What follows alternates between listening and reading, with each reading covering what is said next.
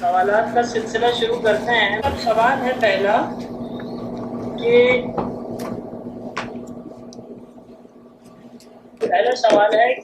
کسی شخص کی انتقال اور تدفین کے بعد پھول بچھانا اور پانی وغیرہ ڈالنا ہے۔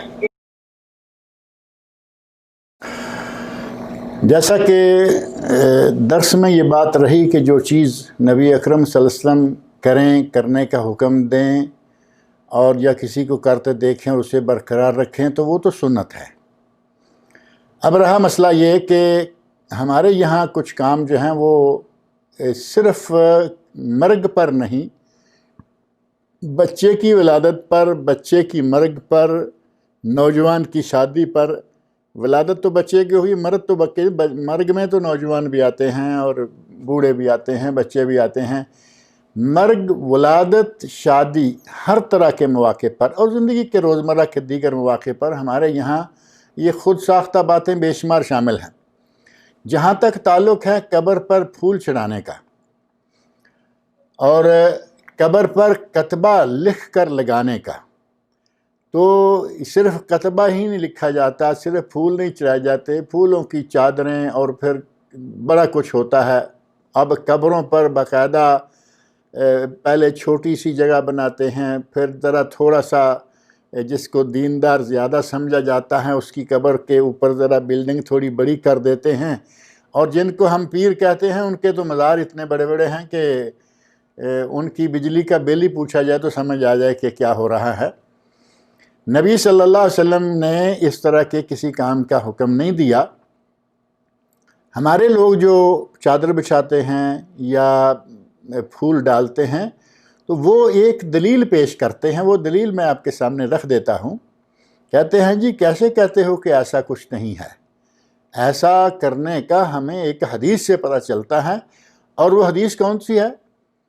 حدیث ہے نبی اکرم صلی اللہ علیہ وسلم، حدیث صحیح ہے، حدیث صحیح ہے، لیکن اس سے جو مفہوم لیا جاتا ہے وہ غلط ہے۔ حدیث صحیح ہے، نبی اکرم صلی اللہ علیہ وسلم گزر رہے ہیں، قبروں کے پاس سے آپ کا گزر ہوا تو آپ کی سواری بدکی، آپ جس سواری پر سوار ہیں وہ سواری جو ہے وہاں سے جیسے چھلانگ مار کے کوئی آگے نکل جاتا ہے نا، چھلانگ مار کے نکل گئی۔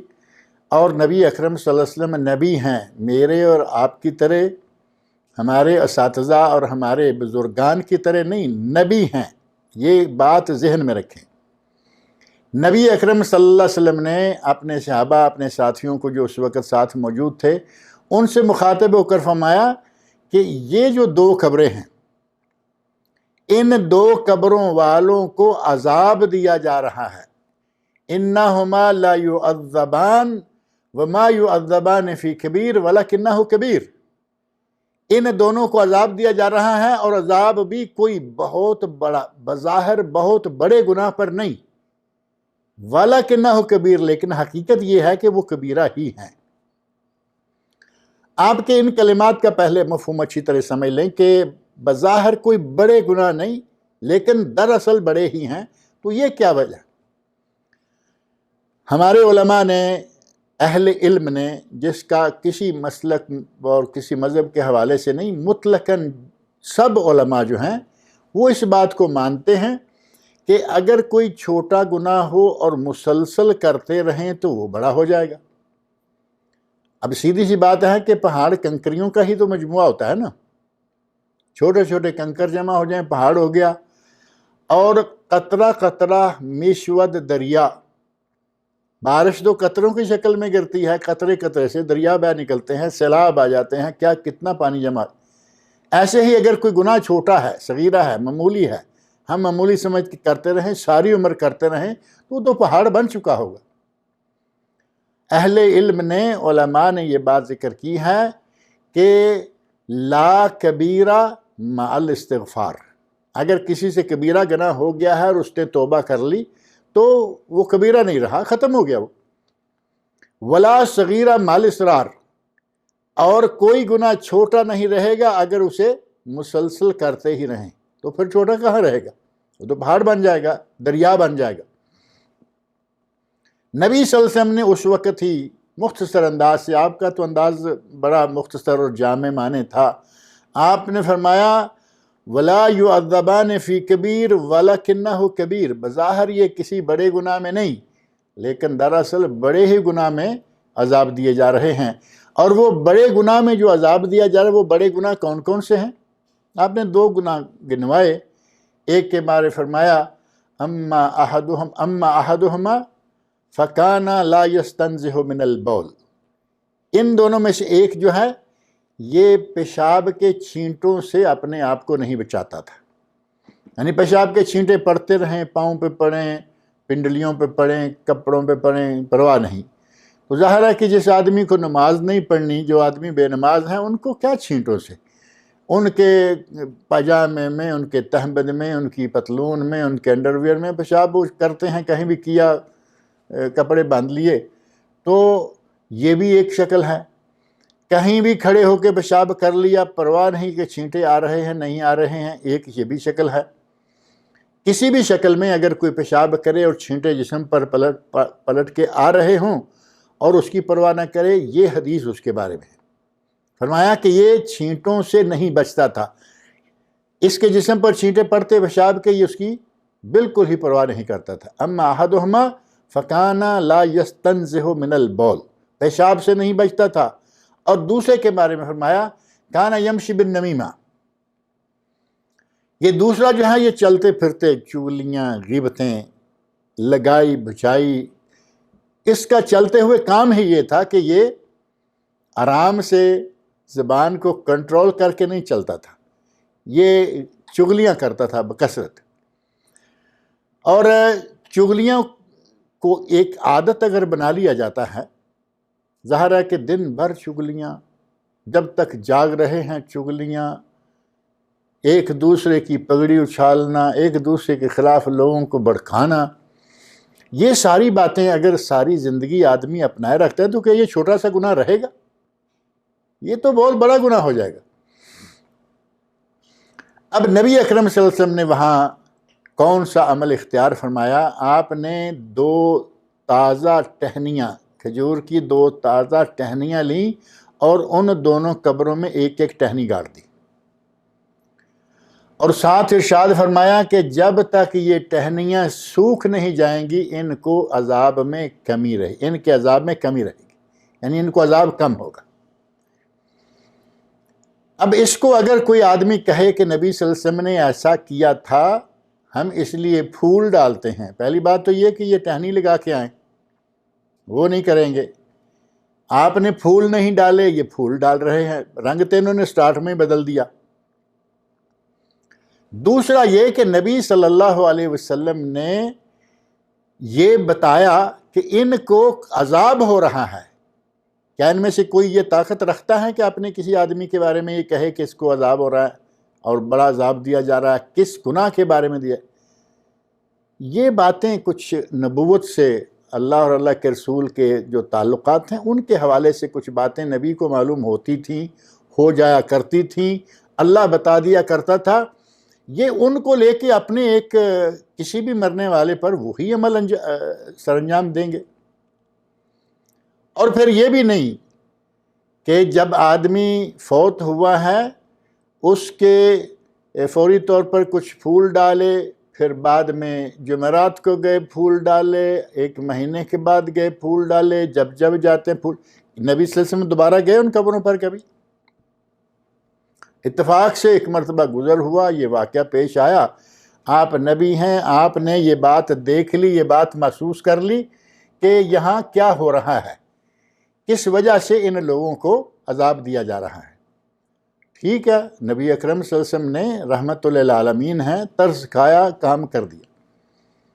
اب کوئی عالم، کوئی مولوی، کوئی شیخ، کوئی امام، کسی آدمی کو یہ توفیق ہرگز نہیں ہے، اور نہ یہ اللہ نے کسی کو دیا ہے کہ وہ قبر والے کے حالات کے بارے میں خبر دے سکے۔ ایک بات یہاں، ایک دوسری بات میں کہنا چاہتا ہوں جو ہمارے لیے، ہمارے بھائیوں کے لیے تکلیف کا باعث ہوگی۔ کیا جب یہ پھول چڑھاتے ہیں تو اس بات کا اعتراف کرتے ہیں کہ ہمارا یہ تو بڑا گناہ گار تھا، کبیرہ گناہوں کا مرتکب، یہ اعتراف کرتے ہیں؟ قطعاً نہیں۔ ہم تو جب جاتے ہیں ان لوگوں کی قبروں پر جن کو ہم نے خدا بنا رکھا ہے، جن کی ہم پوجا تک کرتے ہیں، جن سے مرادیں مانگتے ہیں، ان کی قبروں پہ جا کے بھی چادریں چڑھاتے ہیں یا نہیں؟ اب وہاں کیا کریں گے؟ جس آدمی کی یہ پوجا کرتے ہیں، جس پیر کو اس حد تک یہ مانتے ہیں، یہ تو ہو ہی نہیں سکتا کہ کہیں کہ یہ گناہگار تھا۔ اللہ کے نبی نے تو گناہ گنوا دیے، اور گناہ گنوا کر کہا کہ ہم نے یہ کام کیا ہے تاکہ ان کا عذاب کم رہے اور رہے گا۔ کیا یہ بھی گواہی دے سکتے ہیں، یا یہ بھی ایسا کہہ سکتے ہیں کہ ہمارے پھولوں کی چادر جب تک سوکھ نہیں جائے گی تب تک یہ ایسا رہے گا؟ ساری کی ساری باتیں جو ہیں یہ اس واقعہ سے کوئی تعلق نہیں رکھتی، بس جیسے ان لوگوں نے مختلف قسم کی بدعات ایجاد کر رکھی ہیں، انہی میں سے یہ معاملہ بھی ہے۔ جزاک اللہ خیر اور شیخ صاحب۔ بارک اللہ فیک۔ تو پھر اس پہ تدفین ہو جائے تو کوئی عمل نہیں، پانی ڈالنا، کچھ کرنا، کچھ بھی نہیں کر سکتے؟ اگر کوئی پتھر چھوٹا سا پڑا ہوا ہے، پتھر ڈال دیتے ہیں، پانی کا چھینٹا مار لیتے ہیں، وہ باتیں معمولی ہیں۔ ایک مرتبہ قبر کو تھوڑا سا سیٹ کر دیا گیا، لیکن یہ کہ اب اس کے اوپر باقاعدہ لکھ کے بورڈ بھی لگا کے آئیں، چاروں طرف اس کے دیوار بھی بنا دی جائے، اور پھر یہ کیا جائے اور وہ کیا جائے۔ آدمی فوت ہو گیا ہے، اس کی قبر کو، مٹی کی قبر کو تیار کر کے چھوڑ دیں، بات ختم ہو گئی۔ جو مٹی اندر سے نکلی ہے وہ اس کے اوپر ڈال دیں، اور وہاں سے دفن کرنے کے بعد وہاں سے دعا کرتے ہوئے دعا کریں اور نکل آئیں۔ قبر میں فوت ہو جانے کے بعد، دفن کر دینے کے بعد، قبر والے کے لیے اب صدقہ جاریہ کے نیک اعمال کریں، اس کے لیے نیت کریں کہ یا اللہ اس کا ثواب اس کو جائے، یہ جاری رہے گا جب تک وہ کرے۔ لیکن یہ کہ ہم وہاں چادریں لے کے جائیں، ان کا کوئی ثبوت نہیں ملتا۔ جزاک اللہ خیر۔ بارک اللہ فیک۔ سے ایک سوال ہے کہ بھتیجا یا بھتیجی اپنے چچا کے لیے جو دنیا سے رخصت ہو چکے ہیں، کیا ایسا کام کرے کہ ان کے لیے صدقہ جاریہ بنے؟ ایسا کیا کام سنت سے ثابت ہے، اور ایسا کیا کام ہے جو وہ نہیں کریں، سنت سے ثابت نہیں ہے؟ جو ہمارے یہاں مروج ہے نا، وہ تو ثابت نہیں ہے، اور ہمارے یہاں مروج ہے قرآن خوانی۔ کسی کے فوت ہونے پر اپنے محلے کی عورتوں کو اکٹھے کر لیا، اور اچھے بھلے کھانے وانے پکائے۔ سب کو معلوم ہوتا ہے کہ کھانے وانے تو اب ظاہر ہے کہ لوگ آئیں گے، ایک ایک سپارہ پڑھیں گے اور بیٹھیں گے، تو اس کے لیے بڑا ایک جشن قسم کا انتظام سارا ہوتا ہے۔ یہ قرآن و سنت سے ثابت نہیں ہے۔ نبی اکرم صلی اللہ علیہ وسلم کی 3 بیٹیاں فوت ہوئیں، 4 بیٹیوں میں سے 3 آپ کی زندگی میں فوت ہو گئیں۔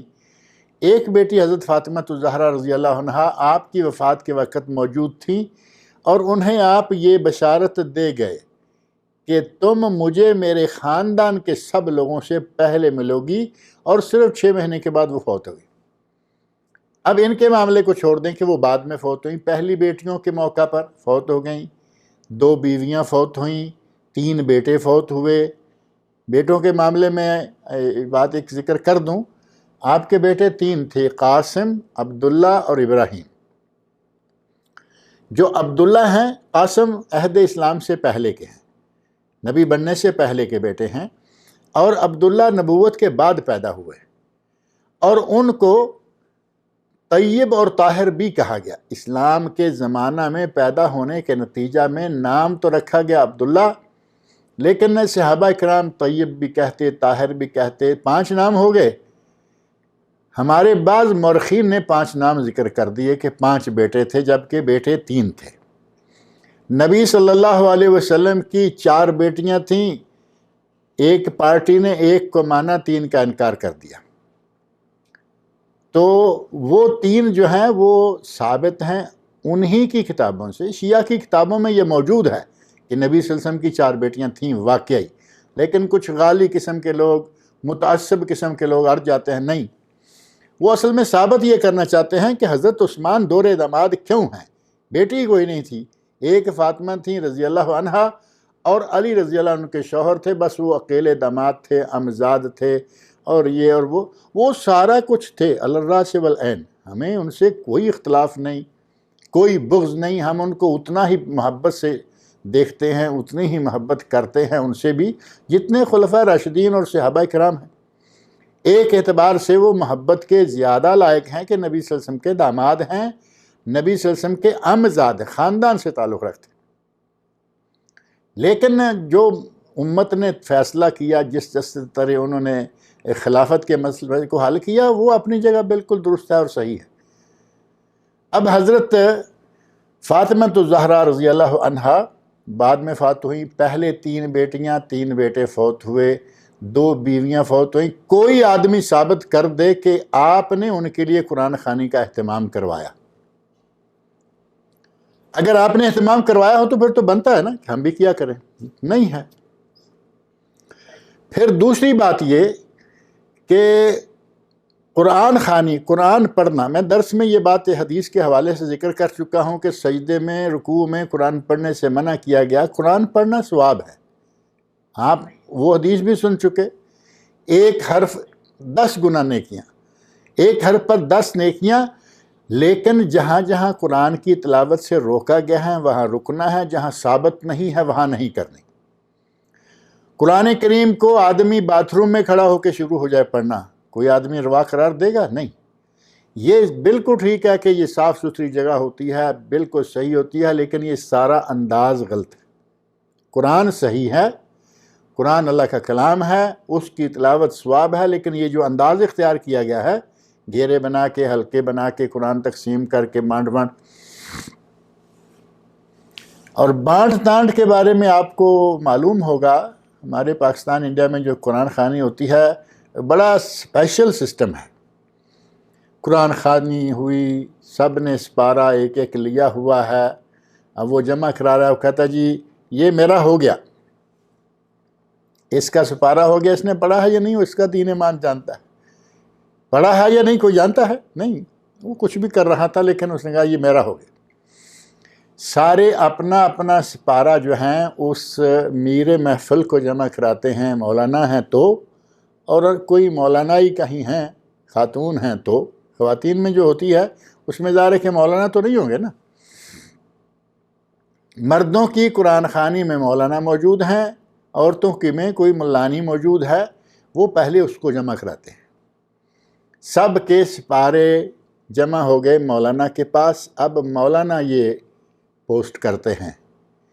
اب مولانا کے پاس کون سا DHL سسٹم یا کون سا نسناس اور کون سا نظام ان کے پاس ہے کہ یہ پہنچاتے ہیں مردے کو؟ اگر ایسا کوئی نظام ہوتا تو اس کے سب سے پہلے حقدار اس کو استعمال کرنے کا سب سے پہلے موقع رسول اللہ صلی اللہ علیہ وسلم کے پاس ہوتا۔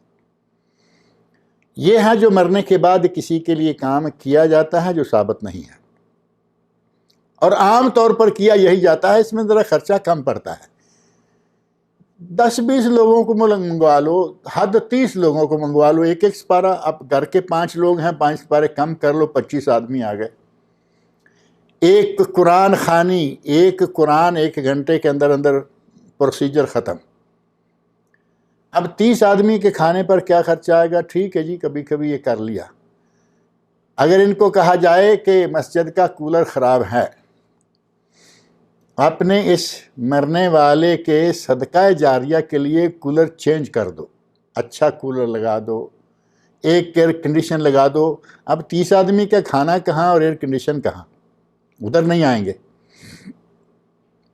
جی، وہ توفیق نہیں ہے تو نہیں کر سکتے۔ یہ آپ جتنا 30 آدمی کا کھانا تیار کرتے ہیں اس پہ آپ یہ سمجھ لیجئے کہ جتنا پیسہ اس پر آپ نے لگایا ہے اتنے پیسے کا کام کسی مسجد میں، کسی مدرسے میں، کسی غریب فقیر محتاج کے پاس اتنے ہی پیسے۔ ضروری نہیں ہے کہ آپ کو بڑا کام کریں گے، تب آپ کی جو توفیق ہے اس توفیق کے مطابق اپنے اس مرنے والے کے لیے ایصال ثواب کا کام کر دیجئے۔ یہ پیسہ ہے، اس میں یہ کام کر دیجئے مسجد میں یا مدرسے میں، کسی بیوہ کو، کسی یتیم کو، کسی مسکین محتاج کو کپڑا لے کے دے دیجئے، اس کے گھر میں اناج ڈال دیجئے۔ کپڑا لے کے دیں گے، جب تک کپڑا رہے گا ثواب چلتا رہے گا۔ اناج دیں گے، ثواب یقیناً ہوگا، لیکن جاری نہیں رہے گا۔ کھانا کھایا، وہ دعائیں مانگے گا، معاملہ ختم ہو گیا۔ اگر تھوڑا سا اور آگے بڑھیں تو ایک بہترین کام یہ ہے کہ مرنے والے کی طرف سے، یعنی اس کے صدقہ جاریہ کے لیے قرآن کریم پرنٹڈ ہے، بہترین صحیح موحد انسان کا ترجمہ اور حاشیہ ہے، وہ خریدیے، وہ بانٹ دیجئے، مسجدوں میں رکھ دیجئے، لوگوں کو دے دیجئے۔ کسی عالم کی کتاب لکھی ہوئی موجود ہے، اہل توحید عالم ہے، اس کو آپ کو معلوم ہے کہ یہ خرافات کی اور شرک کی دعوت نہیں دے گا، وہ کتاب کے نسخے خریدیے، وہ بانٹ دیجئے، نیت کیجئے یا اللہ اس کا ثواب میرے فلاں کو جائے، اللہ ثواب دینے والا ہے۔ اگر آپ کے علم میں ہے کہ کسی کی کوئی کتاب تیار ہے چھاپنے کے لیے، وہ چھپوا کے دے دیجئے لوگوں میں، جب تک لوگ کتاب پڑھتے رہیں گے ثواب پہنچتا رہے گا۔ یہ ساری چیزیں صدقہ جاریہ میں آتی ہیں، یہ آپ کر سکتے ہیں، یہ کریں، اور جس کا کوئی ثبوت نہیں، کوئی دلیل نہیں، اور آدمی ویسے بھی سستے میں چھوٹ جاتا ہے، اس کے پیچھے نہ پڑیں، کیونکہ وہ ثابت نہیں ہے۔ اگر چچا فوت ہوا ہے، بھتیجے اس کے احسان مند ہیں، ان کی وہ پرورش کرتا رہا، ان کا تعاون کرتا رہا، آج ان کو توفیق پڑتی ہے تو یہ ان کاموں میں سے کوئی بھی کام کریں اور یہ نیت کریں کہ یا اللہ اس کا ثواب ہمارے چچا کو جائے، یہ کام کیا اس کا ثواب ہمارے والد کو جائے، اس کا ثواب ہماری والدہ کو جائے، اس کا ثواب ہمارے دادا کو جس کی نیت کریں گے اللہ رب العزت وہ پہنچا دے گا۔ صحابی نے اس ایک اس سے بھی فری آف کاسٹ بھی ایک کام ہم کرتے ہیں، اور وہ ہوتا ہے نفل پڑھ کے بخشنا۔ یہ بھی ثابت نہیں ہے، نفل پڑھ کے بخشنا وہ تو فری آف کاسٹ ہے نا، 100 نفل پڑھے یہ ہم نے چچا کو بھیج دیے، نہیں۔ صحابی نے دیکھیں دیکھیں وقت کون سا ہے، صحابہ کرام غریب تھے، نبی اکرم صلی اللہ علیہ وسلم کے گھر کو ذکر کرنا وہ تو بڑی دور کی بات ہے۔ صحابہ کرام پر اتنی غربت تھی کہ بھوک کے ماروں بیچارے لوٹتے، ٹھنڈی ہوا میں نکل جاتے ہیں، کچھ سکون ملے، کھانے کے لیے کچھ نہیں۔ کسی کے پاس کچھ ہے، اللہ کی راہ میں ضرورت پڑی، 1 منٹ بھی انتظار نہیں کیا۔ اب ایک صحابی کا واقعہ ہے کہ اس کی والدہ فوت ہو گئی، وہ کہتے ہیں کہ یا رسول اللہ میری والدہ فوت ہوئیں، جس وقت ان کے نزع کا عالم تھا، آخری وقت تھا، میں پاس نہیں تھا۔ ظاہر ہے کہ کسی بھی وجہ سے کوئی ادھر ادھر ہو جاتا ہے، ہو سکتا ہے، لیکن مجھے امید ہے کہ اگر میں اس وقت پاس ہوتا تو مجھے وہ شاید کچھ صدقہ کرنے کی بات کہتی، صدقہ کرنے کا حکم دیتی۔ میرے پاس ایک باغ ہے، اب دیکھیں صدقہ کرنے کا انداز، صدقہ فری آف کاسٹ والی بات نہیں، اور اونے پونے میں سستے میں چھوٹنے والی بات نہیں، بلکہ باغ یعنی ایک گارڈن ہے، اور اس میں یقینی بات ہے کہ پودے ہوں گے، پھل پھول الگ سے، غلہ الگ سے، پودے ہوں گے بڑے، کھجور ہوگی اس میں، اور کچھ بھی نہ ہو تو یہاں کے عربوں کے باغ کھجور سے بھرے۔ فرمایا اگر میں وہ باغ اپنی والدہ کی طرف سے صدقہ کر دوں تو کیا میری والدہ کو ثواب جائے گا؟ آپ نے فرمایا جائے گا۔ کوئی آدمی ثابت کرے کہ اس حدیث میں یہ موجود ہے کہ پہلے یہ باغ میری ملک کرو، میں تیری ماں کو پہنچاؤں گا۔ ہمارے یہاں تو پہلے سپارے ملک کرتے ہیں نا، اس کے بعد DHL سسٹم شروع ہوتا ہے۔ پاکستان انڈیا میں پتہ نہیں DHL ہے یا نہیں، یہاں تو DHL ہے نا، بڑا معروف، وہاں دوسرے کوریئر سسٹم ہیں۔ اب نبی صلی اللہ علیہ وسلم نے ایک لمحہ بھی نہیں کہ بھائی تم مجھے بھیجو پھر میں بھیجنے کا انتظام، کچھ نہیں۔ ہمارے مولویوں نے کھانے کے اپنے ذرائع بنائے ہوئے ہیں، نبی اکرم صلی اللہ علیہ وسلم فرمایا پہنچے گا، بات ختم ہو گئی۔ کوئی بھی کام جس میں مال خرچ ہوتا ہے، اگر اپنے اس بزرگ کی طرف سے یہ مثال کے طور پر حج کرتے ہیں، اپنے چچا کی طرف سے حج بدل کرتے ہیں، جائز ہوگا۔ علماء کرام نے کہا کہ حج بدل حج اکبر اور حج اصغر کے حوالے سے حج کو حج اکبر کہا گیا، ہر سال کا حج، اس کے مقابلے میں حج اصغر ہے عمرہ کرتا ہے، اس کی نیت کرتا ہے ثواب اس کو جائے گا انشاءاللہ۔ اس طرح کے مالی صدقات جتنے بھی کریں گے اور نیت کریں گے کہ ان کا ثواب ہمارے چچا کو جائے، انشاءاللہ العزیز چچا کو جائے گا، اور یہ فری آف کاسٹ اور لو کاسٹ اور یہ کاسٹ، یہ جو ہمارے لوگوں نے بنا رکھے ہیں، ثابت نہیں. اس کا دیکھیں ثبوت موجود ہے، مالی صدقہ ہے. اور یہ کھانے کھلانے اور تلاوتیں کروانا اور یہ وہ ثابت نہیں.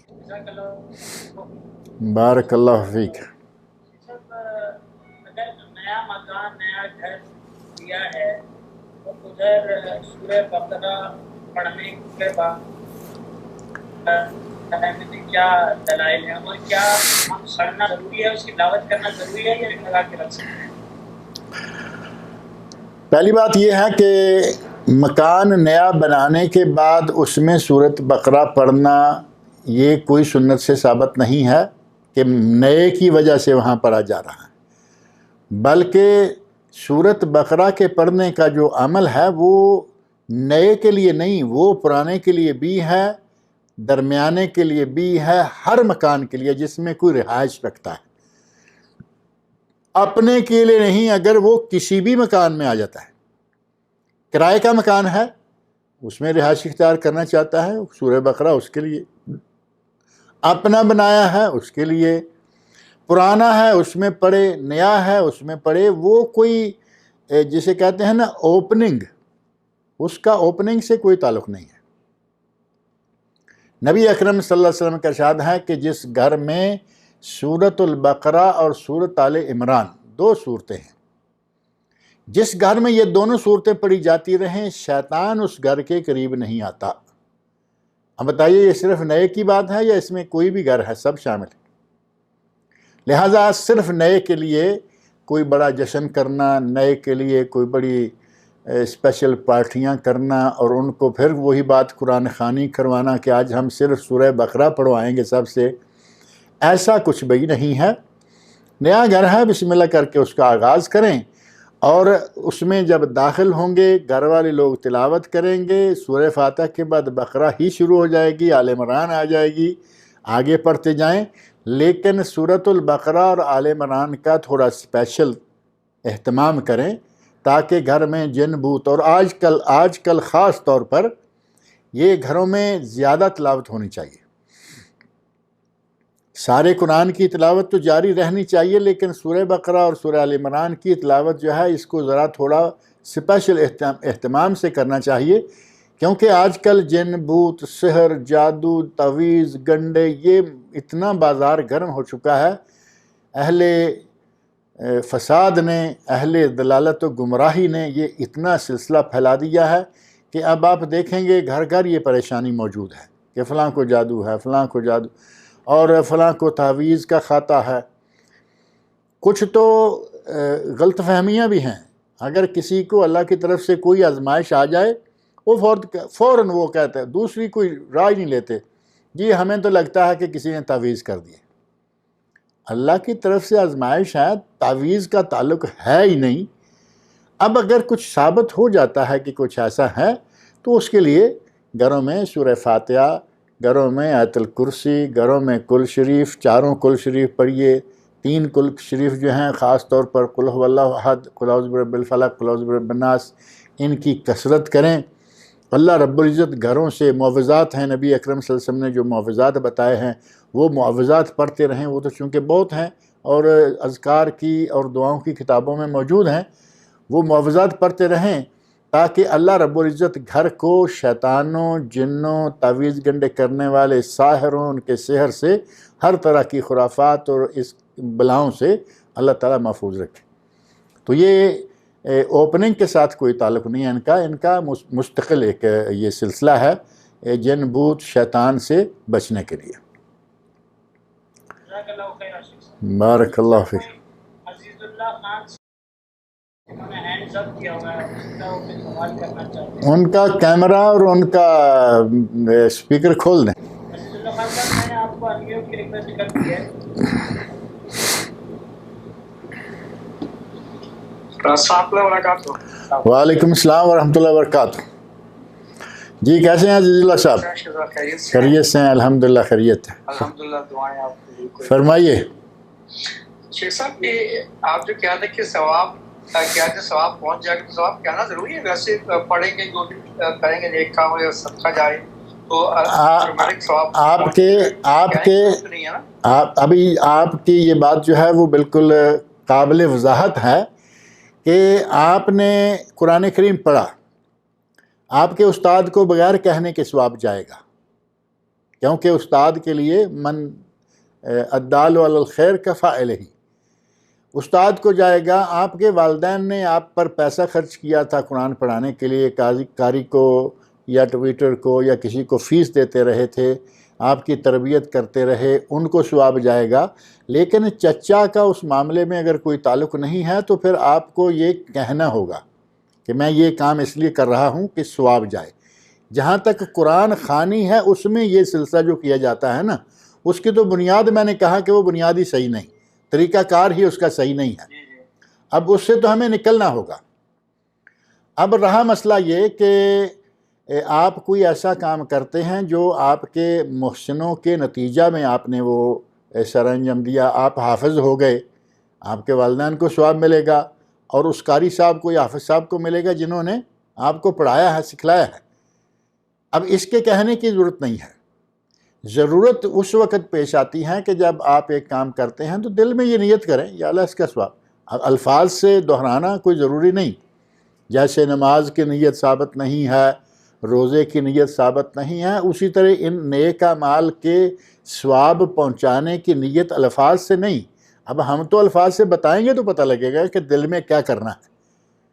ہم نے الفاظ بتانے ہیں کہ یا اللہ اس کا ثواب میری ماں کو جائے، اب دل میں یہ کہنا ہے، الفاظ کی ضرورت نہیں ہے۔ الفاظ کے ساتھ ثواب پہنچانا، الفاظ کے ساتھ نماز کی، روزے کی، ان کی نیت کرنا وہ ثابت نہیں ہے۔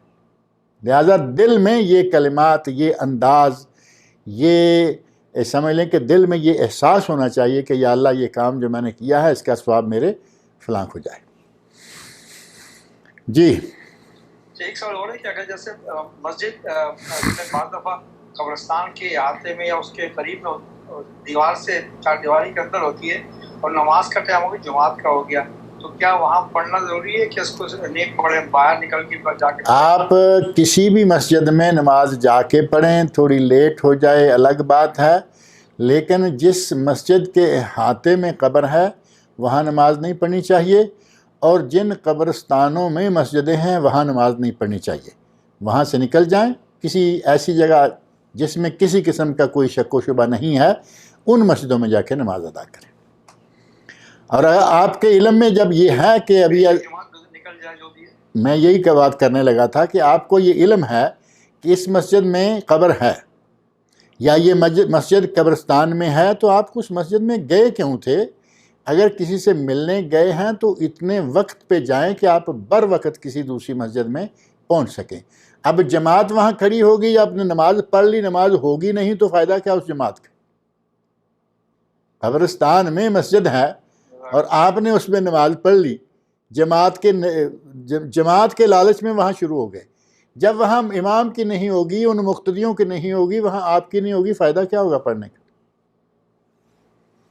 جی بارک اللہ فیک، حیاکم اللہ۔ جی فرمائیے۔ وعلیکم السلام ورحمۃ اللہ وبرکاتہ۔ جی خیریت سے الحمدللہ، آپ سنائیے، ٹھیک ہیں؟ اللہ کا شکر الحمدللہ۔ الحمدللہ۔ میں انڈیا میں ہوں۔ اچھا جی آج میری بہن کا انتقال ہوا ہے یہاں سے 500 کلومیٹر دور پہ۔ انا للہ و انا وہاں پہ نماز پڑھی گئی آلریڈی، تو میں یہاں غیبانہ ادا کر سکتا ہوں مدرسے میں؟ اگر یہ بات آپ کے علم میں آ چکی ہے کہ وہاں نماز پڑھی گئی ہے، باقاعدہ ان کی نماز جنازہ ہوئی ہے، تو غائبانہ پڑھنے کی بجائے آپ جتنے وقت میں آپ نماز جنازہ غائبانہ پڑھیں گے اتنا وقت آپ ان کے لیے دعائے مغفرت کریں اور کرتے رہیں۔ اب عمر بھر کا یہ عمل ہے کہ آپ ان کے لیے دعائے مغفرت کرتے رہا کریں، اللہ تعالیٰ ان پر رحم فرمائے، اللہ تعالیٰ ان کی مغفرت کرے۔ یہ سلسلہ کوئی ایک دن کا نہیں ہوتا کہ جس دن کوئی فوت ہوا اسی دن ہے۔ اور جہاں تک تعلق ہے نا نماز جنازہ غائبانہ کا، تو اس کے لیے پہلی بات یہ ہے کہ نبی اکرم صلی اللہ علیہ وسلم نے حبشہ میں جو حاکم فوت ہوئے تھے نجاشی کی نماز جنازہ پڑھی تھی غائبانہ، لیکن آپ نے خود پہلے فرما دیا تھا کہ بھائی اٹھو، اپنے مسلمان بھائی کے لیے نماز پڑھو، اس کی جنازہ پڑھو جو تم سے دور ایک کافر ملک میں فوت ہوا۔ وہاں ان کی کسی نے نماز جنازہ نہیں پڑھی تھی، نبی اکرم صلی اللہ علیہ وسلم نے پڑھ دی، بات ختم ہوگی نا۔ اب اگر کبھی کہیں آپ سنتے ہوں گے کہ کبھی کبھی کسی کی نماز جنازہ پڑھی جاتی ہے، جیسے علامہ ابن باز رحمۃ اللہ علیہ ہیں، پہلے شاہ فیصل گزرے تھے، ہمارے پاک و ہند میں ان کی بہت تعداد میں نماز جنازہ غائبانہ پڑھی گئی، اور اسی طرح میں نے صرف 2 نام برائے مثال لیے ہیں، علماء کی، حکام کی، نیک لوگوں کی، لیکن وہ لوگ جن کا پوری امت پر ایک احسان ہو، پوری امت کے لیے اس نے کچھ کیا ہو۔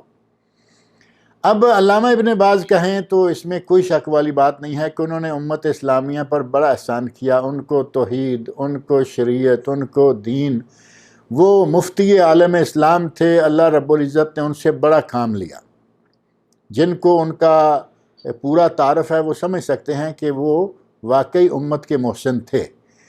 ایسے لوگوں کی اگر کوئی پڑھتا ہے تو پھر اب میں فوت ہو جاؤں گا، آپ فوت ہوں گے، یہ فوت ہوں گے، وہ فوت ہوں گے، ہمارا امت کے ساتھ کیا ہے اور ایسا کون سا مقام ہے؟ اور ہمارے عزیز و اقارب ظاہر ہے فوت ہوتے رہتے ہیں موقع بموقع، تو ان کی نماز جنازہ غائبانہ پڑھنے کا کوئی خاص سبب نہیں بنتا۔ لہٰذا آپ دعا کیجئے، ہم دعا کرتے ہیں کہ اللہ رب العزت آپ کی اس ہمشیرہ کی مغفرت فرمائے، ان کی بشری کوتاہیوں کو اللہ تعالیٰ معاف کرے، اللہ تعالیٰ ان کو جنت الفردوس میں اعلیٰ مقام عطا فرمائے، اللہ ان کی آخرت اچھی کرے۔ آمین آمین۔ جی، جزاک اللہ خیر۔ حیاکم اللہ، بارک اللہ فیک، السلام علیکم۔ دعا میں یاد رکھیے۔ آپ بھی دعا میں یاد رکھیں۔ وعلیکم السلام ورحمۃ اللہ وبرکاتہ۔ جزاک اللہ خیر رہنمائی کا، ہم اس غلط فہمی میں تھے کہ اچھا ٹھیک ہے پتہ چل جائے کہ جنازہ ہو چکا ہے نماز کا، ہاں تو پھر اس کی غائبانہ نماز جنازہ غائبانہ کا کوئی سلسلہ نہیں ہے۔ ایک سوال ہے کہ خواتین کے لیے نماز جنازہ پڑھنا، جمعے کی نماز پڑھنا یا عید کی نماز پڑھنا، تراویح پڑھنا، یہ احادیث سے ثابت ہے؟ مساجد میں لگے یہ سب پڑھنا، یہ ساری چیزیں جو ہیں یہ ثابت ہیں، احادیث سے ثابت ہیں۔ نماز جنازہ ام المومنین حضرت عائشہ صدیقہ رضی اللہ تعالی عنہا نے باقاعدہ میت کو مسجد میں بلا کر اس کی نماز جنازہ پڑھی تھی، یہ بات صحیح سند سے ثابت ہے۔ نمبر 2، رہا معاملہ عید کی نماز کا، تو نبی اکرم صلی اللہ علیہ وسلم باقاعدہ حکم فرمایا کرتے تھے کہ اپنی عورتوں کو عیدگاہ میں لاؤ، اور ان عورتوں کو بھی لے آؤ جو کہ نماز نہیں پڑھیں گی، حیض کی حالت میں ہیں، مینسز چل رہے ہیں، نماز نہیں پڑھیں گی لیکن مسلمانوں کی دعا میں شامل ہو جائیں گی۔ اتنا تاکیدی حکم ہے عورتوں کو بھی عیدگاہ میں لانے کا کہ وہ جو کہ نماز بھی نہیں پڑھنے والی، ان عورتوں کو بھی لے آؤ، وہ بھی آئیں اور وہ نماز نہیں پڑھیں گی لیکن خطبہ سنیں گی، وہ فائدہ ہوگا، مسلمانوں کی دعا میں شریک ہو جائیں گی، وہ بھی فائدہ ہوگا۔ تو گویا کہ عید کی نماز پڑھنے کا بھی ثبوت موجود ہے، جنازہ عورتیں پڑھیں اس کی دلیل موجود ہیں، اور آپ دیکھتے ہیں کہ یہاں حرمین شریفین میں عورتیں جنازوں میں شرکت کرتی ہیں، مکہ مکرمہ میں بھی، مدینہ منورہ میں بھی، اور یہاں جتنے جنازے کی مسجدیں ایسی خاص ہیں جہاں میت کو غسل، غسل اور تکفین کا انتظام ہے، انہی جامع مسجدوں میں عورتیں جمعہ بھی پڑھتی ہیں اور وہ بھی جنازے میں شرکت کرتی ہیں، حرمین والی عورتیں جنازے میں شرکت کرتی ہیں۔ اور جہاں تک مسئلہ ہے تراویح کا، تو تراویح ایک سنت نماز ہے، عورتوں کو باقاعدہ یہ اجازت ہے کہ وہ فرض 5 وقتہ نماز جا کے بھی سارا سال مسجد میں پڑھیں، اجازت ہے۔ اب رہا مسئلہ یہ کہ تراویح سال بھر نہیں ہوتی، ایک دن میں ایک نماز کے ساتھ ہے، عشاء کے ساتھ۔ جب 5 نمازیں پڑھنے کی اجازت ہے تو ایک کیوں نہ پڑھیں گی، اور جب ایک سال بھر کی نمازوں کی اجازت ہے تو ایک مہینے کی اجازت کیوں نہیں ہو سکتی؟ نبی اکرم صلی اللہ علیہ وسلم کا ارشاد ہے، لا تمنعوا اماء اللہ مساجد اللہ، عورتوں کو اللہ کی بندیوں کو مسجدوں سے اللہ کی مسجدوں سے مت روکو، لا تمنعو ہرگز منع نہ کرو، اما اللہ اللہ کی بندیوں یعنی عورتوں کو مساجد اللہ مسجدوں میں آنے سے۔ اب مسجدوں میں آنے سے نبی صلی اللہ علیہ وسلم مت منع کرو، لیکن اب ایک دوسری بات ہے، یہ صحیح ہے کہ عورت کی نماز مسجد کی نسبت گھر میں افضل ہے، بلکہ ایک حدیث میں آتا ہے کہ عورت نبی کی صلی اللہ علیہ وسلم کی مسجد جو مسجد نبوی ہے، مسجد نبوی میں نماز پڑھے اس کی نسبت اگر وہ اپنے گھر کے صحن میں نماز پڑھے تو وہ افضل ہے۔ اگر مسجد میں نہیں پڑھی، صحن بیت میں گھر کے صحن میں نماز پڑھی ہے، اس کی بجائے کمرے میں پڑھے تو وہ صحن میں پڑھنے سے افضل ہے، اور اگر وہ کوٹھڑی میں جا کر پڑھے تو وہ کمرے میں پڑھنے سے افضل ہے۔ اور کوٹھڑی تو آپ جانتے ہوں گے نا، ہمارے پاک و ہند میں مکان کچھ ایسے ہوتے تھے، یہاں ان عربوں میں تو وہ رواج نہیں، اور آج کل ظاہر ہے کہ پاکستان میں بھی شاید وہ نہ رہا ہو۔ 2 کمرے آگے پیچھے ہوتے ہیں، یہ کمرہ جو ہے اس کا دروازہ بھی ہے، اس کو کچھ کھڑکی وڑکی بھی ہے، یعنی یہ عام کمرہ ہے۔ اسی کمرے کے اندر سے ایک اور دروازہ نکلتا ہے، اس کے پیچھے ایک کمرہ ہے، سٹور روم ٹائپ کہہ لیں، اس کو کوٹھڑی کہا جاتا ہے۔ تو بعض غریب گھروں میں وہ کوٹھڑی جو ہے وہ سونے کے کام بھی آتی ہے، کچھ لوگ کوٹھڑی میں سو جاتے ہیں، کچھ کمرے میں سو جاتے ہیں، اور کچھ اس کو مختلف چیزیں رکھ کے سٹور ٹائپ بھی بنایا ہوتا ہے، اور سونے کے لیے بھی جگہ ہوتی ہے۔ آپ نے فرمایا کہ جو عورت اس کوٹھڑی میں نماز پڑھے گی اس کی نماز کمرے والی سے افضل، کمرے والی نماز سے صحن والی سے افضل، اور صحن والی نماز مسجد والی نماز سے افضل۔ یہ افضلیت کے درجات اپنی جگہ ہیں، لیکن جائز ہے، نبی اکرم صلی اللہ علیہ وسلم نے باقاعدہ اس کی اجازت دی اور منع کرنے والے شوہروں بھائیوں کو روک دیا، لا تمنعو، شوہر روکے گا، باپ روکے گا، بھائی روکے گا، اور تو کسی کا کوئی تعلق ہی نہیں نا روکنے سے۔ اب ہمارے یہاں مولوی روکتے ہیں، وہ ایک مسئلہ دوسرا ہے، مولوی عید میں نہیں جانے دے رہے، مولوی تراویح کے لیے نہیں آنے دے رہے، جن کا کوئی تعلق ہی نہیں ہے اس بات سے۔ مسجدیں اللہ کا گھر ہیں، اور اللہ کے نبی نے اللہ کی بندیوں کو مسجد میں آنے سے روکنے سے منع فرمایا، لہٰذا یہ ساری نمازیں عورتیں مسجدوں میں پڑھ سکتی ہیں، کوئی ممانعت والی بات نہیں ہے۔ جزاک اللہ خیر شیخ صاحب۔ جی آپ نے جو حدیث بتائی عید کے حوالے سے، اس سے تو پھر یہ بات ثابت ہوئی کہ اہتمام کے ساتھ جانا ضروری ہے، مطلب جانا چاہیے۔ یہی بات ہے کہ آپ نے جو اس میں ارشاد فرمایا نا کہ حیض والی عورتوں کو بھی لے کے جاؤ ساتھ۔ اگر کسی عورت کے پاس کپڑے ناکافی ہیں، وہ اپنی بہن کی چادر میں چھپ کے چلی جائے۔ یہ 2 چیزیں خاص طور پر ذہن میں رکھیں، حیض والی عورتیں بھی جائیں، اور کسی کے بہن کے، اپنی بھابھی کے، اپنی ماں کے کپڑے میں چھپ کے جاتی ہے وہ بھی جائے، لیکن عیدگاہ جائے۔ اس سے پتہ چلتا ہے کہ عیدگاہ جانے کی نبی اکرم صلی اللہ علیہ وسلم نے بڑی اہمیت بیان کی ہے، اور پھر وہاں عید کے وقت باقاعدہ آپ پہلے مردوں کو واعظ فرماتے، پھر عورتوں کو جا کے باقاعدہ ان کے قریب کھڑے ہو کر واعظ فرمایا کرتے تھے۔ یہ بات کتب حدیث میں موجود ہے واضح طور پر، لیکن اب ہمارے علماء کرام جو اس سلسلے میں بڑی دھڑلے کے ساتھ جرتیں کر رہے ہیں کہ یہ عیدگاہ میں نہیں آنے دیں گے، تراویح پڑھنے کے لیے نہیں آنے دیں گے، اور مسجدوں میں نہیں آنے دیں گے، پتہ نہیں یہ کس کو لے کے چل رہے ہیں۔ اللہ تعالی ہمیں بھی ہدایت دے، اور ان مولویوں کو بھی ہدایت عطا فرمائے۔ کہ ہم نے ساری عمر جنازہ جو ہے وہ سری پڑھا، تو کیا یہ جہری نماز جو جنازہ کی ہے، اور دعا اگر کبھی دعا ہو اس میں، تو کیا یہ حدیث سے ثابت ہے؟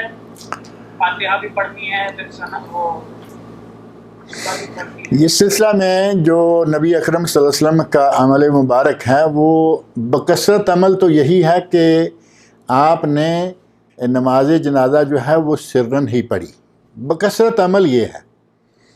لیکن سری نمازوں میں بھی آپ کبھی کبھی کچھ آیات بلند آواز سے سنا دیا کرتے تھے، حتیٰ کہ ظہر عصر میں بھی، جو کہ 5 وقتہ نمازیں ہیں ان میں سے ہیں، ان میں بھی کبھی کبھی آپ کچھ آیات بلند آواز سے پڑھ کے سنا دیا کرتے تھے۔ اور صحابہ کرام میں سے غالباً حضرت ابن عباس رضی اللہ تعالیٰ عنہما فرماتے ہیں انہوں نے نماز جنازہ پڑھائی اور اس میں سورہ فاتحہ بلند آواز سے پڑھی، آگے بھی ظاہر ہے کہ بلند آواز سے پڑھی، ساری دعائیں وغیرہ بلند آواز سے مانگی۔ تو کسی نے ان پر اعتراض کیا کہ آپ نے سورہ فاتحہ پڑھی، یعنی مقصد یہ تھا کہ آپ نے سورہ فاتحہ پڑھی ہے، عام نمازوں کی طرح جو ایک رکعت کی تلاوت ہے وہ ساری آپ نے کی۔ تو فرمایا ہاں میں نے سورہ فاتحہ پڑھی تاکہ تم جیسے لوگوں کو یہ معلوم ہو کہ یہ سنت ہے، نماز جنازہ میں سورہ فاتحہ پڑھنا سنت ہے۔ اب صحابی کہے سنت ہے تو اس کا معنی کیا ہوتا ہے؟ کس کی سنت ہوگی وہ؟ رسول اللہ صلی اللہ علیہ وسلم کی سنت۔ تو نبی اکرم صلی اللہ علیہ وسلم نے اگر یہ بالکل ہی کبھی کر کے نہ دکھایا ہوتا کہ بلند آواز سے پڑھیں تو حضرت ابن عباس اپنے عمل کو رسول اللہ صلی اللہ علیہ وسلم کے عمل کے خلاف کرتے تھے اور پھر صحابہ کرام میں کرتے، اور صحابی نے بلند آواز سے پڑھنے پر اعتراض نہیں کیا۔ اس کے علم کے مطابق جو اعتراض تھا وہ تھا سورہ فاتحہ کے بارے میں کہ آپ نے فاتحہ پڑھی، تو انہوں نے کہا ہاں، تاکہ تم جیسے لوگوں کو پتہ چل جائے کہ یہ انہا سنہ، کہ یہ سنت ہے، سنت رسول ہے، پڑھنی چاہیے۔ ہمارے یہاں اب یہ بھی ایک مسئلہ ہے، پاکستان انڈیا میں بہت سارے علماء وہ ہیں جو سورہ فاتحہ نہیں پڑھتے، نہیں پڑھنے دیتے، نہیں پڑھنا سکھلاتے، بلکہ یہاں تک کہ سبحانک اللہم و بحمدک کا جنازہ میں ثابت ہی نہیں ہے۔ جنازہ میں سبحانک اللہ ثابت نہیں، اعوذ باللہ بسم اللہ فاتحہ، اور کوئی سورت پڑھنا چاہیں تو وہ پڑھ لیں، وہ سبحانک اللہ پر اکتفا کر دیتے ہیں، فاتحہ چھوڑ ہی دیتے ہیں۔ اب دیکھیں کہ کتنا یہ الٹ ہے، ایک چیز ثابت نہیں اس کو کر رہے ہیں، اور ایک چیز ثابت ہے اس کو چھوڑے ہوئے ہیں۔ اور جنازے کے سلام کے بارے میں ہے کہ ایک طرف سلام پھیر دیں کافی ہے، اور ہم بضد ہیں کہ نہیں دونوں طرف پھیرنا ہے۔ ہمارے دائیں بائیں کئی مرتبہ ایسا موقع آتا ہے کہ یہاں کسی جنازے میں شرکت کرتے ہیں تو ہمارے لوگ خاص طور پر ایک بڑا اسپیشل سسٹم ہوتا ہے، وہ آپ کو میں اس طرح بھی کر کے دکھا دیتا ہوں۔ السلام علیکم ورحمۃ اللہ، یہ دائیں ہاتھ اٹھ گیا، اب یہ نیچے ہے السلام علیکم ورحمۃ اللہ، یہ بائیں اٹھ گیا۔ اب وہ ہاتھ باندھ کے کھڑے ہیں، جب سے وہی سنبھالا وہی سنتے آ رہے ہیں کہ دو سلامیں ہیں، تو وہ ایسے ہی کرتے ہیں، اور انہوں نے امام نے ایک پھیری ہے، ان کا ایک پہ گزارا نہیں ہوگا، یہ لازمی دوسری بھی پھیریں گے۔ یہاں ایک تعجب والی بات یہ ہے کہ ہمارے لوگ کہتے ہیں جی چاروں امام برحق ہیں، یہ تو ہے نا، کہتے ہیں چاروں امام برحق۔ اگر چاروں برحق ہیں، آج تمہاری باری اس کے پیچھے آ گئی ہے، تو پھر کیوں اس کو برحق نہیں سمجھ رہے؟ آج اس کو برحق سمجھ لو، نہیں کریں گے۔ اسی طرح کا معاملہ تراویح میں پیش آتا ہے، تراویح پڑھتے گئے، 4 فرض پہلے پڑھ لیے، پھر اس کے بعد 2 سنتیں پڑھ کے تراویح کا سلسلہ شروع ہوا۔ تراویح 8 پڑھی یا 20 پڑھی، سنت رسول 8 ہے، معروف ہے، حرمین شریفین میں 20 پڑھی جاتی ہے، اسی طرح ہمارے علاقوں میں 20 پڑھی جاتی ہیں، لیکن ایک صاحب 4 رکعتیں بھی پڑھ چکے ہیں، اس کے بعد 20 رکعتیں بھی پڑھ چکے ہیں، یا 8 رکعتیں پڑھ چکے ہیں، اور جب وتر کی باری آتی ہے تو ان سے ہٹ جاتے ہیں، الگ سے پڑھتے ہیں، کیونکہ یہ امام ہمارے امام کی طرح نہیں پڑھتا۔ تو کیا معنی ہوا کہ ہم نے چاروں کو برحق سمجھا؟ نہیں، اس کا مطلب کہ برحق صرف ہمارا امام ہے، باقی سارے بس ایسا ہی ہیں۔ اور یہ بات جو اس طرح کے لوگوں کے ذہنوں میں ہے، یہ ان کے بڑے بڑے علماء کے اندر بھی ہے، رہی ہے، تھی، اور ان کی کتابیں اس بات پر باقاعدہ شاہد ہیں کہ یہ کہہ گئے ہیں، بڑے بڑے ائمہ کہہ گئے ہیں کہ ہمارے امام کا قول صحیح ہے، اس میں صرف احتمال ہے کہ کوئی غلط ہو جائے، دوسرے کے امام کا قول غلط ہے، احتمال ہے کہ کوئی صحیح ہو جائے۔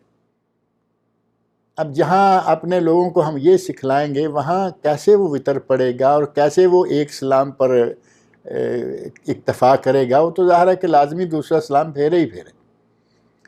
تو یہ چیزیں جو ہیں جو سنت سے ثابت ہیں جنازے میں، وہ یہی ہے کہ بغیر اس کے پڑھا جائے اور غائبانہ کے لیے جو مقامات ہیں وہاں پڑھے جائیں، جیسا کہ ابھی ایک سوال کے ضمن میں کسی صاحب نے کہا ہے، جو چیزیں ثابت نہیں ہیں ان کو بلا وجہ کسی نہ کسی حوالے سے اندر گھسیٹنا جو ہے وہ صحیح نہیں۔ جی شیخ صاحب اسی سوال کو کنٹینیو کرتا ہوں، آپ نے کہا وطر کے بارے میں حدیث ہے کہ اس کو مغرب سے مختلف کرو، جی ایسے ہی تو پھر مطلب لوگ یہ کہتے ہیں کہ آپ دعائے قنوت پڑھ رہے ہیں وطر میں، اس سے وہ مختلف ہو رہی ہے، یہ تشہد دوسری رکعت میں نہ کرنا یہ کیسے؟ جہاں تک تعلق ہے نا نماز وطر کو مغرب کے مشابہ مت کرو، اس سے مراد ہی اصلاً یہ ہے کہ درمیان والا قاعدہ جو ہے تشہد ہے وہ نہ کرو۔ اگر وہ کہتے ہیں کہ ہم نے دعائے قنوت پڑھی ہے، اور اگر وہ کہتے ہیں کہ ہم نے ایک مرتبہ رفع دین بھی کی ہے اور اس طرح الگ ہو گیا، ایک دفعہ رفع دین کی نا انہوں نے، 3 رکعتوں میں ایک پہلی کی تھی اور ایک اب انہوں نے دعائے قنوت کے وقت کی ہے۔ اب پہلی بات یہ کہ دعائے قنوت کے وقت جو انہوں نے ایک مرتبہ رفع دین کر لی ہے، کوئی پہاڑ تو نہیں ڈھا لیا۔ دوسرا، اس کے ساتھ جو نماز پڑھ رہا ہے وہ ہر رکعت میں رکوع جاتے ہوئے بھی رفع دین کر رہا ہے، رکوع کے سر اٹھاتے ہوئے بھی کر رہا ہے۔ اس کی رفع دین گنے اب 3 رکعتوں میں کتنی ہو گئیں؟ پہلے تکبیر تحریمہ کے ساتھ، رکوع جاتے ہوئے، رکوع سے اٹھتے ہوئے، یہ ہر رکعت میں 6 یہ ہو گئیں، اور وہ 7ویں ہو گئی۔ اس نے 7 کی ہیں، آپ نے کل 2 کر کے کون سا فرق پیدا کر دیا؟ پہلی بات۔ دوسری بات یہ کہ آپ نے ایسے کر کے دعائے قنوت شروع کر دی۔ آپ قیام میں کھڑے ہیں، رفع دین تم سے زیادہ وہ آدمی کر چکا ہے، وہ بھی قیام میں کھڑا ہے، آپ بھی قیام میں کھڑے ہیں، فرق کیا کیا آپ نے؟ فرق تو تب ہوگا کہ آپ قاعدہ کریں اور یا قاعدہ چھوڑیں۔ مغرب میں قاعدہ ہے، واجب ہے، اور وطر میں اس قاعدے کو چھوڑیں گے تب مغرب سے مشابہت ختم ہوگی۔ اب صرف اتنا کر دینے سے کہ رفع دین میں نے کر لیا، میں دعائے قنوت پڑھ لی، آپ کو یہ معلوم ہوگا کہ رفع دین سے فرق نہیں پڑتا، دعائے قنوت سے فرق نہیں پڑتا۔ دعائیں تو ویسے اتنی لمبی لمبی ثابت ہیں کہ اگر کوئی آدمی دعائیں پڑھے تو قنوت والا جو ہے پہلے رکوع جا چکا ہوگا۔ ان ساری باتوں کو اگر سامنے رکھا جائے تو مسئلہ جو ہے وہ بآسانی حل ہو جاتا ہے۔ لیکن ہمارے یہاں وہ حجت بازی والی بات ہے نا کہ سنت کو نہیں لینا، اپنے امام کی، اپنے استاد کی، اپنے پیر کی، اسی کی مرضی کو اختیار کریں گے، سنت رسول کی پرواہ نہیں ہے۔ جزاک اللہ خیرہ۔ اچھا، اسی کو مزید تھوڑا سا تفصیل، نماز کیا ایک رکعت پڑھی جا سکتی ہے؟ پڑھی جا سکتی ہیں، اور اس بات کا ثبوت باقاعدہ نبی اکرم صلی اللہ علیہ وسلم کی احادیث سے ملتا ہے۔ بخاری مسلم یہ احادیث کا وہ جوڑا ہے جس کے بارے میں پوری امت کا اجماع ہے، اصح الکتب بعد کتاب اللہ ہے صحیح الامام البخاری۔ اس روئے زمین پر جو کتابیں ہیں، اللہ رب العزت کی کتاب کے بعد دنیا کی صحیح ترین کتاب بخاری شریف، اور بخاری شریف کے بعد مسلم شریف کا درجہ آتا ہے۔ یعنی بخاری مسلم میں کوئی حدیث آ جائے صحیح ہے، آنکھیں بند کر کے اس پہ عمل کر لیں۔ اب جو بات ہے بخاری شریف کی، اور اس کے بعد صحیح مسلم شریف ہے۔ مسلم شریف میں یہ بات باقاعدہ موجود ہے، جو سوال آپ نے کیا ہے، کیا پوچھا ہے آپ نے مخصوص؟ ایک رکعت کا باقاعدہ طور پر صحیح مسلم میں، یعنی بخاری مسلم کا معیار تو طے ہو گیا نا، یہ صحیح ترین کتابیں ہیں۔ نبی اکرم صلی اللہ علیہ وسلم ارشاد فرماتے ہیں کہ تم تہجد پڑھ رہے ہو، 2 کر کے نماز پڑھی جا رہی ہے، کیونکہ رات کی 4 رکعتیں اکٹھی نہیں ہوتی، خاص طور پر جو سنتیں اور نفل وغیرہ ہیں۔ ظاہر ہے کہ عشاء کی نماز 4 اکٹھی ہوتی ہے، وہ سنت نفل نہیں ہے۔ اگر قیام اللیل ہے، تہجد ہے، تراویح ہے، تو وہ 2 رکھتے ہیں، کیونکہ نبی صلی اللہ علیہ وسلم کا ارشاد ہے صلاۃ اللیل مسنا مسنا، اور دوسری روایت میں صلاۃ اللیل والنہار مسنا مسنا، کہ 2 کر کے ہی سنتیں پڑھنی چاہیے، چاہے ظہر کی کیوں نہ ہو۔ افضل ہے بہتر ہے کہ وہ بھی 2 کر کے پڑھی جائے۔ اب 2 کر کے آپ رکھتے پڑھ رہے ہیں اور آپ اتفاق سے آپ نے محسوس کیا کہ اب تو فجر کی اذان کا وقت ہو گیا ہے۔ اگر میں 2 رکعتیں اور پڑھتا ہوں، یعنی 3 مثلاً اکٹھی کرتا ہوں، یا 2 رکعتیں پڑھتا ہوں، تو میری ان 2 رکعتوں کو پورا کرنے کے دوران اذان ہو جائے گی، اذان کا یعنی تہجد کا وقت نکل جائے گا۔ اب پہلی بات یہ ہے کہ کوئی ہمارے جو پڑھنے کا انداز ہے، اس طرح کا انداز تو نبی صلی اللہ علیہ وسلم کا نہیں تھا۔ آپ 4-6 منٹوں میں 1 رکعت پڑھتے تھے، ہم 1 منٹ میں 4-6 رکعتیں پڑھ لیتے ہیں۔ ہمارے لیے تو میرا خیال ہے کہ وہ ٹائم تنگ نظر نہیں آتا، لیکن ایسا ہے، آج گھڑیاں لگ گئیں اس وقت سے فرق کرنے کے لیے۔ آپ نے 2 رکعتیں جو پڑھی آخر میں، دیکھا کہ اب اذان ہونے میں اتنا کم وقت ہے کہ میں 2 رکعتیں اور پڑھ کے 1 وتر نہیں پڑھ سکتا، تو نبی صلی اللہ علیہ وسلم فرماتے ہیں 1 رکعت پڑھے، 1 رکعت پڑھے، تو تیرو ما کانا قبلہا او ما صلیت قبلہا، جو رکعتیں وہ پہلے پڑھ چکا ہے وہ ساری وتر ہو جائیں گی۔ اب 1 رکعت کا 1 رکعت پڑھے، پہلی رکعتیں ساری اس کے ساتھ وتر ہو جائیں گی، یعنی 8 پڑھی ہیں تو 9 ہو گئی، 10 پڑھی ہیں تو 11 ہوگی، پورا ہو گیا، 6 پڑھی ہیں تو 7 ہو گئی، 5 پڑھی ہیں تو 4 پڑھی ہیں تو 5 ہو گئی، 2 پڑھی ہیں تو 3 ہو گئی۔ یہ ہے 1 3 5 7 9 11، یہ وتر ہے۔ تو نبی اکرم صلی اللہ علیہ وسلم سے صحیح حدیث میں ثابت ہے کہ 1 وتر پڑھا جا سکتا ہے، لیکن کوشش کرنی چاہیے کہ اس کو ایسی عادت نہ بنایا جائے کہ 3 اور 5 اور 7 کبھی ہمارے قریب ہی نہ آئیں۔ کبھی کبھی 1 پڑھیں، کبھی 3 پڑھ لیں، بہت زیادہ نہیں پڑھتے تو کم از کم 3-1 کا تو سلسلہ رکھنا چاہیے۔ جزاک اللہ خیر عاشق صاحب، جزاک اللہ۔ بارک اللہ۔ سوال ہے، ٹخنوں کے نیچے اپنی پینٹ یا ٹراؤزر یا کسی کا کپڑا لٹکنا، کیا اس کی وجہ تکبر ہو تو ہی اس کی ممانعت ہے؟ کیونکہ وہ جو صاحب فرما رہے ہیں وہ صاحب یہ دلیل دے رہے ہیں، 2 دلائل دے رہے ہیں وہ کہ اللہ کے رسول نے صلی اللہ علیہ وسلم ایک حدیث جو بیان فرمائی اس میں تکبر کا لفظ کا ذکر ہے، پھر دوسری جگہ حضرت ابو بکر صدیق رضی اللہ عنہ سے انہوں نے جب فرمایا تو ان کو بھی یہ نہیں بتلایا کہ آپ جو ہے وہ اس سے بری الذمہ ہیں، ان کو بھی یہ بتلایا کہ آپ بری الذمہ اس لیے ہیں کیونکہ آپ میں تکبر نہیں۔ پھر وہ ایک ابن مسعود رضی اللہ عنہ کی بھی روایت پیش کرتے ہیں کہ وہ بھی اس بات کے قائل تھے کہ یہ اتنا جو ممانعت ہے وہ تکبر کی وجہ سے۔ جہاں تک تعلق ہے، ہم اس زمانے میں نہیں جاتے جس زمانے میں نبی اکرم صلی اللہ علیہ وسلم خود موجود تھے، اور آپ نے باقاعدہ حضرت عثمان غنی رضی اللہ عنہ کے بارے میں شہادت دی، ابو بکر صدیق کے بارے میں شہادت دی، جن لوگوں کو آپ نے جنت کی باقاعدہ بشارت دے دی ہے، ان کے بارے میں تو یہ باتیں ممکن بھی نہیں تھی نا کہ ان کے دلوں میں تکبر ہوگا۔ آج کے زمانے کی ہم بات کرتے ہیں، آپ مجھے یہ بتائیے یا کسی سے پوچھئے کہ کیا کوئی آدمی بغیر تکبر کے اپنی چادر کو لمبا کرے گا، اپنی پتلون کو لمبا کرے گا، پاجامے کو لمبا کرے گا؟ کیا وجہ ہے کہ وہ پاجامے کو ٹخنے سے نیچے لے جا رہا ہے؟ صرف اس لیے کہ یہ رواج ہے، صرف اس لیے کہ لوگ کہیں یہ نہ کہیں کہ وہ دیکھو اس کے پاس کپڑا کم ہے، کوئی یہ نہ کہے کہ یہ دیکھو آؤٹ آف فیشن لوگ ہیں، ان کو پتہ ہی نہیں کتنی اونچی پتلون پہنے ہوئے ہے۔ یہ ساری علامتیں تکبر کی ہی ہیں۔ تکبر کیا ہوتا ہے؟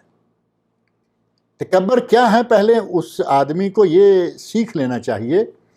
تکبر ہے بطر الحق وغمت الناس، آدمی حق کو دبا دے اور لوگوں کو حقیر سمجھے، یہ تکبر ہے۔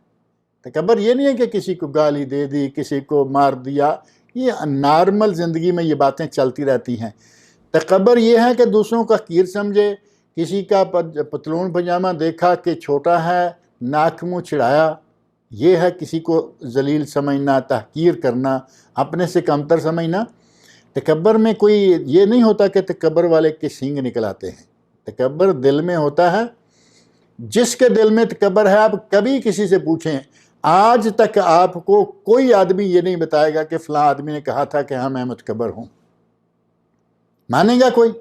قطعاً نہیں مانے گا، کیونکہ یہ ایک داخلی چیز ہے، اس کا تعلق دل سے ہے. اس کا ظاہر جو ہوتا ہے اس کا آغاز دل سے ہوتا ہے. آپ کسی کو کہیں تم متکبر ہو، میرا خیال ہے سر پھاڑ دے گا آپ کا، مجھے متکبر کہہ رہے ہو، حالانکہ وہ متکبر ہے. اس کے کرتوت بتا رہے ہیں کہ وہ متکبر ہے، اس کے زبان سے نکلنے والے کلمات بتا رہے ہیں کہ وہ متکبر ہے. وہ غریبوں کو، مسکینوں کو، محتاجوں کو وہ اپنے سے بہت کمتر اور حقیر سمجھتا ہے، حق باتوں کو دباتا رہتا ہے. اس میں جو نبی صلی اللہ علیہ وسلم نے علامتیں بتائیں وہ ساری موجود ہیں، لیکن وہ نہیں مانے گا کہ میں متکبر. پینٹ کو، پتلون کو، پاجامے کو، دھوتی کو، یا تہبند کو، چادر کو، کوئی بھی نام لے لیں، ٹخنوں سے نیچے وہ جان بوجھ کے وہ باندھے گا جو متکبر ہے، جو فیشن کا پجاری ہے، جو فیشن کے پیچھے چلتا ہے. اور اگر کوئی ایسا آدمی ہے جس کا فیشن سے کوئی تعلق نہیں، جس کا مغرب کی تقلید سے کوئی تعلق نہیں، جس کے دل میں کوئی تکبر نہیں ہے، اس آدمی کا اگر کوئی چلتے ہوئے، مثال کے طور پر پاجامہ تھا، پاجامہ اس نے پورا رکھا ہوا ہے جو کہ ٹخنے سے اوپر رہتا ہے. کبھی ایسا ہو گیا یا ہو سکتا ہے، ہو جاتا ہے کہ پاجامے میں جو لاسٹک ہے وہ ذرا ڈھیلی ہے، چلنے میں کبھی تھوڑا نیچے ہو گیا نا. اب اس کو تم تکبر نہیں کہہ سکو گے، یہ تکبر نہیں ہے، یہ ہو گیا ہے. جو نبی اکرم صلی اللہ علیہ وسلم نے فرمایا نا کہ وہ کہہ رہے ہیں کہ میں تو بہت اٹھاتا رہتا ہوں، بڑی کوشش کرتا رہتا ہوں، لٹک جاتا ہے، وہ ہے جو واضح طور پر وہ تکبر کی علامت نہیں ہے. ہم باقاعدہ جان بوجھ کر سلاتے ہی لمبا ہے، خریدتے ہی لمبا ہے. اور پھر کچھ لوگوں کو اس بات کا اعتراف ہے کہ پتلون چھوٹی ہونی چاہیے، لیکن ساتھ ہی ساتھ فیشن کی وجہ سے چھوٹی نہیں کرتے، لمبی ہی پہنتے ہیں. نماز آپ خود دیکھیں گے کہ مسجد کے سامنے جا کے کئی لوگ اپنی پتلون کا نیچے سے حصہ فولڈ کر رہے ہوتے ہیں. کیوں؟ جس کام کی وجہ سے نماز میں حرج آئے گا وہ باہر کیسے جائز ہوگا؟ وہ باہر بھی جائز نہیں ہے. اور پھر ہمارے بعض لوگ کہتے ہیں جی ہم نے تو اصل میں یہ خریدی تھی تو تھوڑی لمبی نکل آئی. اب اس کو کوئی دلیل مانے گا کہ تھوڑی لمبی نکل؟ صرف 5 ریال شاید لگتے ہوں گے. پاکستان انڈیا میں آپ اس کو کنورٹ کر لیں، کتنے روپے ٹیلر لیتا ہوگا؟ آپ کی پتلون ٹخنوں تک کہیں گے تو کاٹ کے رکھ دے گا. وہ پیسے اتنے ہی لے گا، چاہے 1 انچ کٹوا لیں چاہے 10 انچ کٹوا لیں، وہ وہی پیسے لے گا. تو آپ اپنے اس عمل کو، عمر بھر اس پتلون تو کوئی 2-4 دن نہیں رہتی نا، مہینوں چلتی ہے، جن کے پاس زیادہ ہوتی ہیں سالوں چلتی ہیں. اب ایک عمل جو اتنا برا ہے، نبی صلی اللہ علیہ وسلم نے فرمایا ما اسفل من الکعبین فہو فی النار، جس پر اتنی سخت وعید ہے کہ وہ جہنم میں جائے گا، اس کے لیے آپ صرف 5 روپے نہیں خرچ کر سکتے کہ آپ کسی ٹیلر سے کہیں یار سلوار جو ہے یہ ویسٹ کی وجہ کا، پتلون ویسٹ کی وجہ سے لی تھی لیکن لمبی نکل آئی. آپ الٹریشن کروا لیں، سیٹ کرا لیں، 4 پیسے خرچ کریں، چونکہ آپ نے نمازیں پڑھنی ہیں، آپ نے اس میں چلنا پھرنا ہے. تو یہ جو دلائل دیے جاتے ہیں نا، یہ اصل میں ادھر سے ہی آ رہے ہیں، جہاں سے یہ فیشن آ رہا ہے وہیں سے یہ دلائل بھی لا رہے ہیں.